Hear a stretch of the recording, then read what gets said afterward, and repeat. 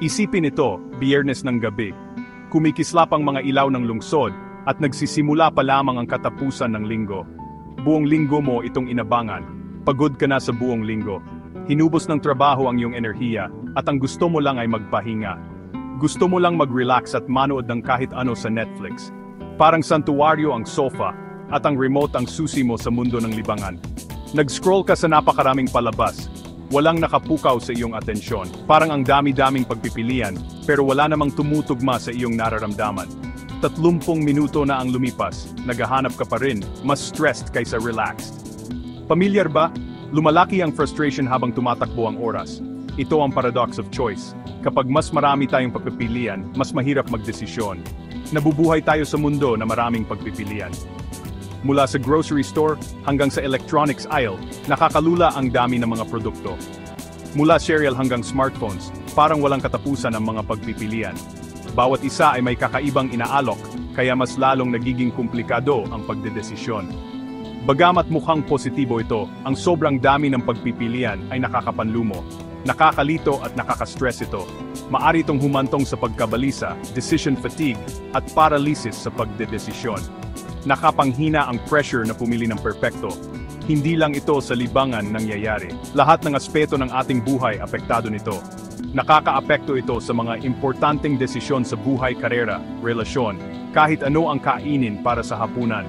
Nakakapangamba ang bigat ng mga pagpipiliang ito. Mahalagang maunawaan ang paradox of choice para maharap natin ang komplikadong mundo. Sa pagkilala nito, matututo tayong pangasiwaan ang ating mga opsyon at bawasan ang stress na dulot ng pagdedesisyon. Sinasabi ng paradox of choice na kahit mabuti ang pagkakaroon ng pagpipilian, ang sobrang dami nito ay maaring makasama. Parang kabaliktaran nito. Hindi ba't dapat mas maraming options, mas maraming kalayaan at kaligayahan? Hindi palagi. Ipinapakita ng mga pag-aaral na ang sobrang dami ng pagpipilian ay maaring magdulot ng negatibong resulta. Kabilang dito ang pagbaba ng kasiyahan sa ating mga pinili, pagsisisi, at pakiramdam na nalulula. Maari pa na nga tayong umiwas sa pagpili na humahantong sa mga napalampas na pagkakataon. Nagmumula ang paradox na ito sa paraan ng pagproseso ng ating utak sa impormasyon. Limitado lang ang kakayahan ng ating utak. Kapag napapakaraming pagpipilian, nalalaglag ang ating utak. Nahihirapan tayong suriin ang bawat opsyon at gumawa ng nakakasisiyang desisyon. Pinag-aralan ng mga psychologist ang choice overload.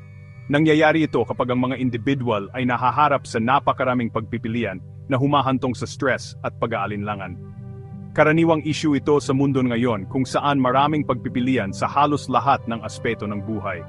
Isang sikat na pag-aaral ang tungkol sa JAM. Isinagawa ni Sheena Iyengar at Mark Lepper. Ang pag-aaral na ito ay madalas na binabanggit sa mga talakayan tungkol sa choice overload.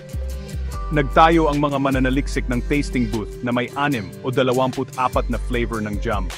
Pinagmasdan nila kung paano nakakaapekto ang dami ng pagpipilian sa kilos ng mga tao. Habang mas maraming tao ang naakit sa booth na mas maraming pagpipilian, ang mga tumikim mula sa mas maliit na seleksyon ay 10 beses na mas malamang na bumili ng jam. Ipinakikita ng resulta na ito kung paano nakakaparalisa ang sobrang daming pagpipilian.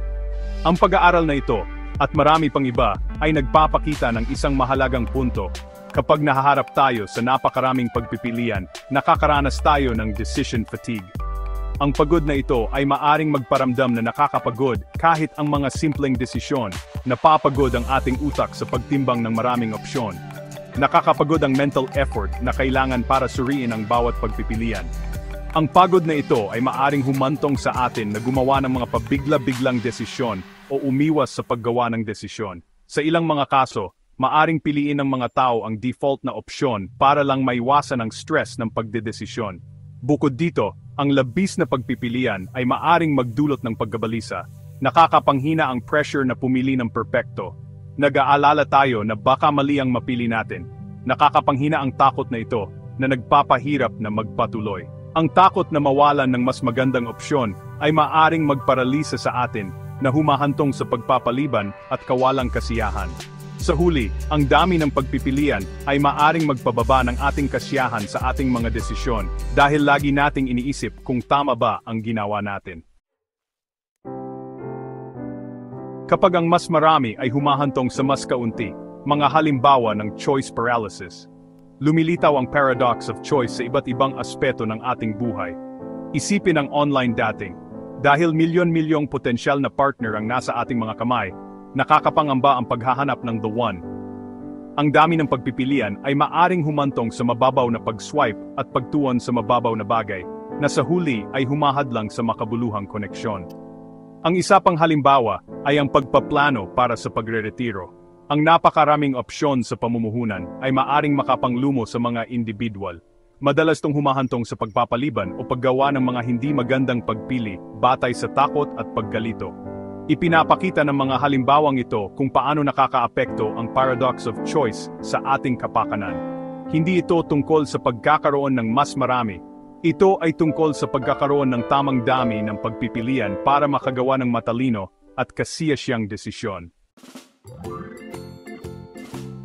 Paglalayag sa dagat ng mga pagpipilian. Mga practical na tip, paano natin malalampasan ang dagat ng mga pagpipilian at maiwasan ang pakiramdam na nalulula.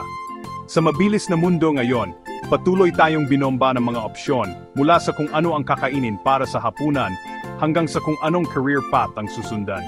Ang dami ng mga pagpipiliang ito ay madalas na humahantong sa decision fatigue at stress. Narito ang ilang practical na tip. Una, limitahan ang iyong mga opsyon.